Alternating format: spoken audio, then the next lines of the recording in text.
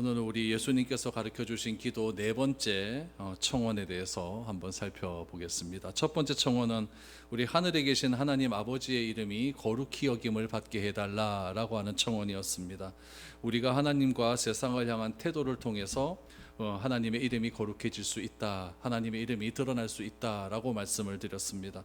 두 번째 청원은 나라가 임하게 해달라라고 하는 기도입니다. 하나님의 통치가 내가 서 있는 그곳에서 이루어질 뿐 아니라 확장되기를 소망하는 그런 기도였습니다.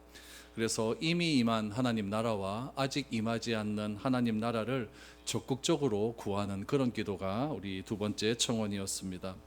세 번째 청원은 하나님의 뜻이 이 땅 가운데서 이루어지기를 소망하는 그런 기도였습니다. 완전하게 이루어진 하나님의 뜻, 그 뜻은 하늘에서 이루어진 것이고 아직까지 하나님의 뜻이 이루어지지 않는 이곳에서 하나님의 뜻도 이 땅 가운데 실현되기를 간절히 바라는 그런 기도가 세 번째 청원이었습니다. 오늘 네 번째 청원은 오늘 우리에게 일용할 양식을 허락해 달라라고 하는 청원입니다. 그럼 11절 말씀에 나온 오늘 우리에게 일용할 양식을 주시옵고에서 우리가 좀 주목해서 보아야 될 단어가 무엇이냐면 일용할이라는 단어입니다. 일용할. 이 일용할이라고 하는 단어가 신약 성경에 딱 두 번 나옵니다. 오늘 본문에 하나 나오고 누가복음에 보면 또 주기도문이 나오거든요. 거기서도 일용할 양식에 대해서 일용할 나오고 신약 성경 전체를 들여다보아도 이 일용할에 해당되는 헬라어 에피우시오인데 이 에피우시오라고 하는 단어가 등장을 하지 않습니다. 학자들이 연구를 많이 했겠죠. 다른 고대 문헌 가운데서는 그럼 일용할이라고 하는 단어가 나오는가? 잘 나오지 않습니다. 그래서 이 일용할이라고 하는 단어를 학자들이 다양하게 번역을 했는데 이렇게 번역이 가능해요. 일용할이라고도 번역을 하고 내일을 위한이라는 것도 번역합니다. 내일을 위한 이렇게도 번역이 가능하고 살기 위한이라도 번역이 가능해요. 그러니까 일용할, 내일을 위한, 살기 위한 이렇게 번역이 가능하다는 거예요. 그럼 이 세 가지로 번역이 가능하다면 이렇게 번역을 할 수가 있겠죠. 오늘 우리에게 일용할 양식을 주십시오. 이렇게 번역이 되죠. 또 하나는 어떻게 번역이 되냐면은 오늘 우리에게 오늘을 살기 위해 필요한 양식을 주십시오. 이것도 가능합니다. 또 어떻게 번역이 가능하면은 오늘 우리에게 내일을 위한 양식을 주십시오.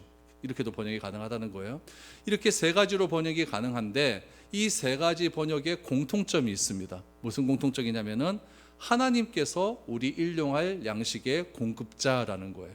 그러니까 하나님께서 내 양식의 공급자라고 하는 것은 분명한 사실이에요. 사실인데 뭐가 달라지느냐? 오늘이나 내일 그 필요한 양식을 달라라고 하는 청원이 달라지겠죠. 그럼 여러분 오늘 우리에게 일용할 양식을 주십시오. 오늘 내게 필요한 양식을 주십시오. 내일 나에게 필요한 양식을 주십시오. 이런 기도가 여러분 마음에 확 옵니까 안 옵니까? 안 옵니다. 왜 안 오십니까? 오늘 필요한 양식은 내 냉장고에 다 있습니다. 우리 교회 냉장고를 봐도 오늘 먹을 양식은 다 있습니다. 그리고 여러분 냉장고 열어보아도요, 여러분 그냥 뭐 한 며칠 살 수 있는 양식은 다 있기 때문에 나하고 별 상관이 없는 그런 기도인 것 같아요. 그러니까 우리가 구하는 기도는 뭐냐면은 오늘 필요한 양식이 아니에요. 내일 필요한 양식도 아닙니다. 얼만큼 필요한 양식일까요? 평생 필요한 양식이겠죠. 하나님 내가 평생도록 먹고 사는데 부족함이 없게 해주십시오. 이런 마음이 확 오죠. 확 오는데 그냥 예수님께서는 우리에게 어떻게 가르쳐 주셨냐면 오늘 우리에게 필요한 양식을 달라라고 하는 그렇게 기도를 가르쳐 주셨다라는 이야기죠. 그러니까 우리가 원하는 기도는 좀 우리 요즘식으로 표현을 하자면 하나님 내 통장의 숫자가 내 평생 살아가고도 남을 만큼의 통장의 숫자를 확보하게 해 주십시오. 이게 여러분 저나 여러분에게 솔직한 기도의 내용 아닐까요? 저만 그렇습니까? 여러분도 다 그런 마음이 있잖아요. 그렇기 때문에 여러분 우리가 일확천금을 우리가 확 그렇게 노리고 싶지 오늘 필요한 양식 이거는 별로 확 와닿는 그런 내용은 아닌 것 같다라는 이야기예요. 왜 그럼 우리는 이런 기도를 하게 될까요? 여러분 나의 식량 창고가 내 통장의 숫자가 가득 차면요 지금 내 인생의 문제가 다 해결될 것 같은 그런 느낌이 들기 때문에 그렇습니다. 그래서 내 통장의 숫자가 많아지면 예배도 잘 될 것 같아요. 내 통장의 숫자가 많아지면요 남을 돕는 일도 더 풍성하게 잘할 수 있을 것 같고 하나님을 향한 헌신도 내 통장의 숫자가 채워지면 잘 될 것 같다고 하는 그런 마음이 내 마음 가운데 다 있습니다. 제 마음 가운데도 있고 여러분 마음 가운데도 있고 저를 세속적으로 보지 마십시오. 다 그런 마음은 저나 여러분이나 똑같다라는 이야기죠. 이런 생각을 가진 우리에게 주님은 어떻게 기도하라고요? 오늘 필요한 양식을 달라라고 기도를 가르쳐 주고 있습니다. 그러니까 이런 기도가 굉장히 낯설게 느껴지고 우리가 매주 하는 그런 주기도문이지만 형식적으로 느껴지고, 이런 기도가 왜 필요할까라고 하는 생각이 많이 들죠. 그러다 보니까 감동도 없고 은혜도 없고 가슴이 떨리지도 않습니다. 오늘 필요한 양식은요, 만약에 오늘 필요한 양식이 없다, 그럼 어떻게 해서든지 오늘 필요한 양식은 내 힘으로 될 것 같습니다. 막노동판에 가서 여러분 하루 진짜 열심히 땀 흘리고 일해도 여러분 하루 먹을 양식 그거 못 하겠습니까?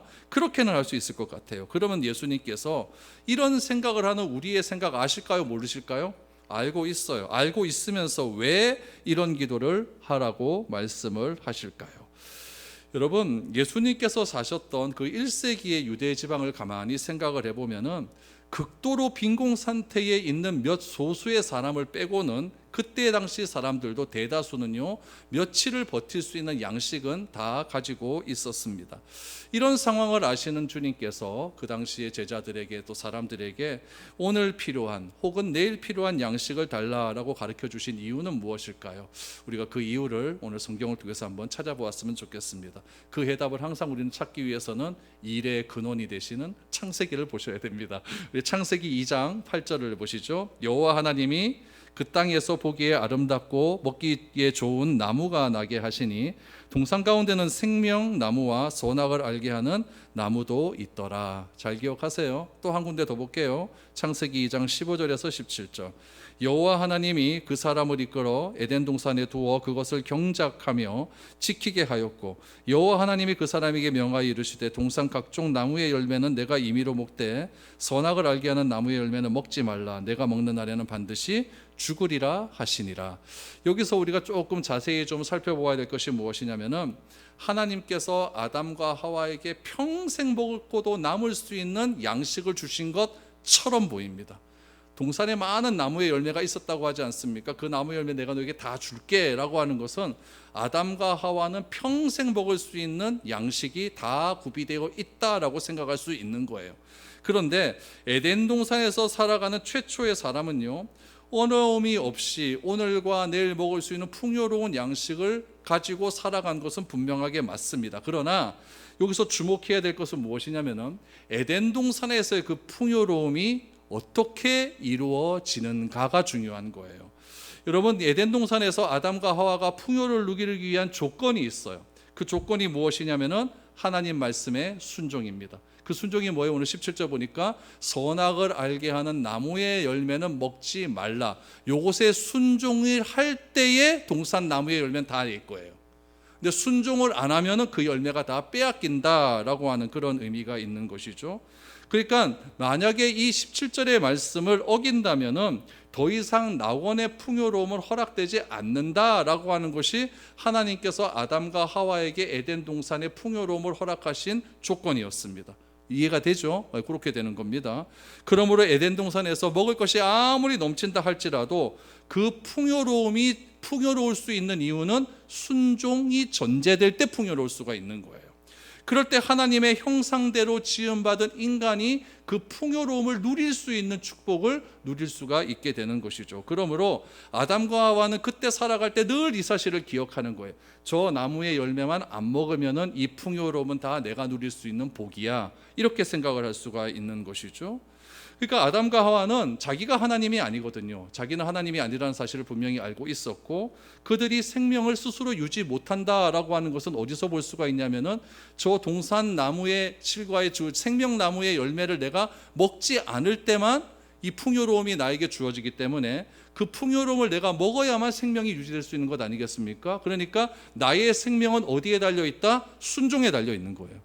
순종하면 풍요로움이 내 거고, 순종하지 않으면 풍요로움은 날아가는 겁니다. 순종하게 될 때에 나는 하나님의 축복을 받을 수가 있는 것이고, 순종하지 않게 되면 이런 모든 복은 없어지는 것이다. 이것이 아담과 하와가 에덴 동산에서 살아갈 수 있는 조건이고 풍요로움을 누릴 수 있는 유일한 방법이었다는 이야기죠. 그러므로 에덴 동산에서 살아가는 그 그런 하루하루의 풍요로움은 뭐로 가능하다? 순종을 통해 가능했다라는 이야기죠. 그런데 갑자기 뱀이 찾아옵니다. 창세기 3장 4절 5절이에요. 뱀이 여자에게 이르되 너희가 결코 죽지 아니하리라. 너희가 그것을 먹는 날에는 너희 눈이 밝아져 하나님과 같이 되어 선악을 알 줄 하나님이 아심이라 라고 말합니다. 아담과 하와는요, 하나님의 형상대로 지음을 받았어요. 형상대로 지음을 받았다는 것은 하나님이 아니라는 이야기예요. 하나님의 형상, 하나님의 이미지가 그들 가운데 있었다는 이야기지, 형상대로 지음을 받았다고 해서 그들이 하나님이 됐다, 그건 아니라는 이야기입니다. 그렇기 때문에 그들은 매일 누구를 의존해야 되느냐? 하나님을 의존해야 되는 거예요. 하나님의 형상대로 지음받았는데 그 형상대로 지음받음이 하나님이었다고 한다면 하나님을 의존할 필요가 없겠죠. 내가 하나님이니까. 그러나 하나님이 아니기 때문에 누구를 의존해야 됩니까? 하나님을 의존할 수밖에 없는 거예요. 그게 형상대로 지음받은 사람들의 조건이라는 이야기예요. 그랬는데 뱀이 찾아와서 뭐라고 이야기하냐면은 하나님의 형상대로 되지 말고, 형상으로 남지 말고 네가 하나님이 되라라고 이야기를 해버립니다. 그렇죠? 네가 하나님이 되라라고 이야기하죠. 하나님은 하나님의 형상대로 창조했는데 인간을 하나님으로 창조하지 않았음에도 불구하고 뱀은 뭐라고 이야기하느냐? 네가 하나님이 되라라고 이야기를 하는 거예요. 그러므로 하나님의 형상이라고 하는 자리는요, 창조주 하나님께 순종과 의존함이 절대적으로 필요합니다. 이게 절대 조건이에요. 하나님의 형상이 내가 계속 유지되고 싶다, 뭐가 있어야 된다고요? 하나님에 대한 순종, 하나님에 대한 의존함, 이것이 있을 때 나는 하나님의 형상으로서 그렇게 삶을 살아갈 수가 있게 되는 것이죠. 그런데 그 자리를 벗어나는 순간, 하나님의 형상이 아니라 내가 하나님이 되고 싶다라고 하는 그 자리를 벗어나는 순간 하나님의 질서는 균열해 가기 시작을 하는 거예요. 그런데 그 인간이 그 자리를 벗어나기로 결정을 합니다. 그래서 어떤 결과가 나타나는가? 3장 6절, 창세기 3장 6절에 보니까 여자가 그 나무를 본즉 먹음직도 하고 보암직도 하고 지혜롭게 할 만큼 탐스럽기도 한 나무인지라 여자가 그 열매를 따먹고 자기와 함께 있는 남편에게도 주매 그도 먹은지라 라고 말합니다. 이 순간으로부터 해서 어떤 일이 일어나느냐? 인간은 하나님께 불순종한 결과 에덴 동산의 모든 풍요로움을 빼앗기고 말았습니다. 말씀의 순종함으로 누리던 공급의 질서가 파괴되고 불순종한 인자는 스스로의 생명을 책임져야 되는 그런 환경이 되고 만 겁니다. 이전에는 어떻게 했어요? 순종할 때는 하나님께서 그 순종이라고 하는 그 결단을 통해서 나의 생명을 책임져 주셨어요. 그런데 불순종하자 이제 생명은 누가 스스로 책임져야 됩니까? 내가 져야 되는 거예요. 그래서 하나님께서 이런 결론을 내리시죠. 창세기 3장 17절에 보니까 아담에게 이르되 내가 내 아내의 말을 듣고 내가 내게 먹지 말라 한 나무의 열매를 먹었은즉 이거예요. 땅은 너로 말미암아 저주를 받고 너는 내 평생에 수고하여야 그 소산을 먹으리라. 순종했을 때는 에덴의 풍요로움은 다 내 거였어요. 그러나 불순종하게 되자 내가 수고해야만 풍요로움을 얻을 수 있는 그런 일이 일어나고 말았다는 것입니다. 그렇다면은 에덴 동산에 순종하는 인간에게 제공되는 일용할 양식은요, 무엇이라고 말할 수가 있냐면은 하루의 은혜였습니다. 하루를 내가 하나님께 순종하며 살면 하루치에 있는 에덴 동산의 풍요로움이 내 건 거예요. 그 다음 날 하루에 내가 오늘 순종했다고 하면은 그 다음 날 순종 안 하면은 그 하루치의 은혜는 다 날아가 버리는 거, 풍요는 다 날아가 버리는 거예요. 오늘 하루의 은혜가 에덴 동산의 풍요로움을 얻을 수 있는 조건이었다니까요. 오늘 하루 내가 은혜를 받고 오늘 하루 내가 순종을 했다고 할지라도 내일 그 풍요로움이 나에게 오는 게 아니에요. 오늘 순종해야만 오늘 에덴의 풍요로움이 오는 거고, 내일이 되면은 내일 순종해야만 내일 풍요로움이 나에게 오는 것이지, 오늘 순종하고 내일 순종하지 않으면은 내일의 풍요로움은 있다 없다? 없는 거예요. 없는 거예요. 이게 하나님께서 우리에게 내려진 결론이라는 이야기입니다. 이 말씀을 근거로 다시 주기도문 들어갑니다. 오늘 우리에게 일용할 양식을 주시옵고, 예수님은 오늘 우리에게 필요한 양식을 달라고 이야기합니다. 혹은 내일 필요한 양식을 달라고 이렇게 허락해 달라고 기도를 하려고 말씀을 하셨어요.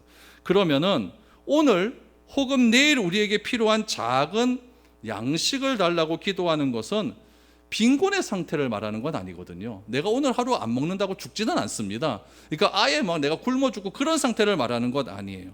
작은 것에 만족하며 살아라 이런 의미일까요? 이것도 아닙니다. 이것도 아닙니다. 이 기도는요 무슨 의미냐? 아까 창세기 말씀을 그대로 적용하시면은 하나님은 순종하는 자에게 날마다 새로운 은혜를 공급하시는 분이라는 것을 알게 하라고 이렇게 기도하라는 거예요. 그러니까 오늘에 필요한 양식은 오늘에 순종한 만큼 나에게 필요한 양식이 오는 거예요. 내일에 필요한 양식은 내일 순종할 때 오는 거예요. 그러니까 하나님은 매일매일 나에게 은혜를 베풀어 주신다는 이야기죠. 그 은혜를 베풀어 주시는 것을 내가 받아들이느냐 그렇지 않느냐에 따라서 풍요로움이 있고 없고가 결정이 된다는 것을 알려주시기 위해서 오늘 우리에게 필요한 양식을 주십시오라고 이렇게 기도할 것을 우리에게 가르쳐 주시고 있습니다. 이것을 확인하는 사건이 광야 만나 사건입니다. 우리 출애굽기 16장 21절을 보세요. 무리가 아침마다 각 사람은 먹을 만큼만 거두었고 햇볕이 뜨겁게 쬐면 그것이 쓰러졌더라 라고 말합니다. 하나님은 하루에 그 식구만큼의 양식만 가져가라 그랬어요. 하루의 양식이에요. 이게 하루의 은혜입니다. 근데 어떤 사람은 욕심을 부려서 내일 것까지 가져가 버려요. 그럼 그 양식이 어떻게 된다고 했어요? 썩어버린다고 했어요. 그러니까 오늘에 순종한 것은 오늘의 양식으로 풍요로워지는 거예요. 내일 먹을 양식은 내일 하나님의 은혜, 내일 내가 순종하는 것에 따라서 풍요로움이 결정이 된다라는 이야기죠. 그러니까 결국 만나 사건은요, 광야 한가운데서 일어났던 에덴 동산의 질서를 다시 한번 경험케 하는 사건이었어요. 에덴 동산에서도 하루의 순종이 하루의 풍요로움 아닙니까? 광야에서도 하루의 순종이 하루의 만나 양을 먹을 수 있는 은혜였다라는 사실이죠. 그러니까 하나님께서 이제 막 출애굽을 한 인간에게 무엇을 가르치기를 원하냐면은, 인간이라고 하는 존재는요 스스로 생명을 유지하며 살아갈 수 있는 그런 존재가 아니라 하나님을 전적으로 의존하며 살아갈 때 오늘 하루를 살아갈 수 있는 존재임을 알려주시기 위했다. 그것이 바로 광야의 무슨 사건? 만나 사건이고, 그 만나 사건은 창세기의 에덴의 사건과 똑같다라는 그런 이야기입니다. 그 알미요, 이런 사실을 아는 것이 믿음이 됩니다. 나의 믿음이 되고, 그 믿음의 실천이 하루 먹을 만큼의 만나를 내가 얻을 수 있는 동기가 되는 거예요. 매일같이 반복되는 신앙의 고백을 통해서 이스라엘 민족은요 이제 스스로에게 우리는 하나님이 아니라, 나는 하나님이 아니라, 내가 내 생명의 주인이 아니라 우리가 살고 죽는 것은 누구 손에 달려있다? 하나님 손에 달려있다는 것을 만나 사건을 통해서 그들이 직접 체험하게 하셨다는 이야기죠. 하나님은요 우리가 평생 살아갈 것을요 한 번에 주시지 않습니다. 왜 그러느냐? 하나님은 한 번에 주셔서 한 번에 감사로 끝이 나는 것을 원하지 않기 때문에 그렇습니다. 여러분들에게 하나님이 평생 사용할 수 있는 중요한 것들을 한 번에 주셨다라고 하면은 그걸 받는 그 순간 무지한 감사가 날 거예요. 그 감사함이 며칠 갈 것 같습니까? 한 일주일? 한 달? 그리고는 감사는 다 끝납니다. 그리고 그것이 다 내가 원해서 얻은 것이다 라고 생각할 뿐이죠. 하나님은 매일매일 내가 하나님의 은혜로 말미암아 저녁에 자고 아침에 일어나 눈을 뜨는 것을 감사하기를 원하고 계십니다. 하나님은 내가 아침을 먹고 출근할 수 있는 회사가 있음을 감사하기를 원하고 있는 거예요. 내가 회사에서 일을 다 하고 집에 돌아와서 쉴 수 있는 내 침대가 있고, 또 집에서 그것을 같이 먹을 수 있는 가족이 있다는 것을 감사하기를 원하시고 있는 것이죠. 이 감사를 통해서 하나님은 하나님을 더 깊이 의존할 수 있도록 하루의 은혜를 베풀어 주시는 겁니다. 그러니까 매일매일 감사가 나에게 나올 수가 있는 것 아니겠습니까? 이 구조를 이해하기 위해서 꼭 기억해야 될 것은 무엇이냐면은, 나는 하나님이 아니라 나는 하나님의 형상대로 지음받은 피조물이다. 이거를 꼭 기억하셔야 되는 겁니다. 나는 하나님이 아니라는 사실이에요. 내가 하나님이 아니라는 사실은 하나님의 형상이 내 삶 가운데 지속되기 위해서 반드시 필요한 것은 순종이라는 것을 알게 하는 그런 일입니다. 하나님께 의존해야 하는 존재임을 확인하며 고백하는 것이 나는 하나님의 이미지, 하나님의 형상을 가지고 이 땅에 살아가는 존재다라는 이야기죠. 이 고백은요 부분적이 아니라 선택적이 안 되고, 이 고백은요 전부이고 절대적이어야 됩니다. 내 삶 전체에서 나와야 되는 거예요. 요 부분은 하나님의 형상, 요 부분은 하나님의 형상 아니야. 이게 아니라 내 24시간 전체의 시간 속에서 나는 뭐다? 하나님의 형상이다 라고 하는 그 절대적인 신앙 고백이 나에게서 나올 때에 하루의 은혜가 나에게 임하게 된다라는 이야기죠. 그러니까 여러분, 내가 다른 사람보다 조금 넉넉할 수 있어요. 내가 다른 사람보다 냉장고에 먹을 것이 좀 많을 수가 있고, 내가 다른 사람보다 통장에 숫자가 좀 더 많을 수 있어요. 하박국의 고백이 저는 이렇게 반대로 한번 이야기해 봤어요. 무화과 나무가 무성하고, 포도나무의 열매가 풍성하고, 감람나무의 소출이 풍성하고, 밭에 식물이 많다고 할지라도, 우리의 양이 풍성하고, 감람나무의 소출이 풍성하고 밭에 식물이 많다 할지라도, 우리의 양이 가득하고 외양간에 송아지가 많다고 할지라도, 우리는 계속해서 뭘 위해 기도해야 됩니까? 오늘을 위한 양식, 내일을 위한 양식을 달라고 기도해야 하는 것입니다. 우리는 풍요로움 가운데도, 빈곤한 가운데서도 성공했거나 실패했다 할지라도 오늘도 내일도 그리고 평생을 살아가는 동안 누구를 의지해야 될까요? 하나님을 의지해야 됩니다. 이것이 주기도문에 나타난 네 번째 청원의 내용입니다. 그래서 이거를 다시 하박국 선지자의 말로 다시 한번 바꾸어 볼게요. 하박국 선지자는 이렇게 기도를 했어요. 비록 무화과 나무가 무성하지 못하며, 포도나무에 열매가 없고, 감람나무에 소출이 없으며, 밭에 먹을 것이 없으며, 우리의 양이 없으며, 외양간에 송아지가 없을지라도 나는 여호와로 말미암아 즐거워하며 나의 구원의 하나님으로 인하여 기뻐할 수 있는 것은, 상황이 이렇다 할지라도 오늘 하루에 주시는 하나님의 은혜가 있음에 감사할 수 있는 전적인 신앙의 고백이라는 사실입니다. 그래서 하나님의 형상은요, 내 소유가 점점 많아짐을 통하여서 내가 하나님의 형상으로 지음받았다는 것을 아는 것이 아니라, 하나님의 형상이란 무엇인가? 하나님께 순종하고 그분께 의존하는 삶을 살아갈 때 내가 살아갈 수 있는 존재의 의미를 발견하는 것입니다. 그러나 우리는 항상 어떻게 생각하냐면, 내 소유가 많아지면 하나님께서 나에게 복을 주셨다고 생각을 하죠. 물론 그것도 맞습니다. 그러나 그것이 존재의 이유는 아니라는 이야기예요.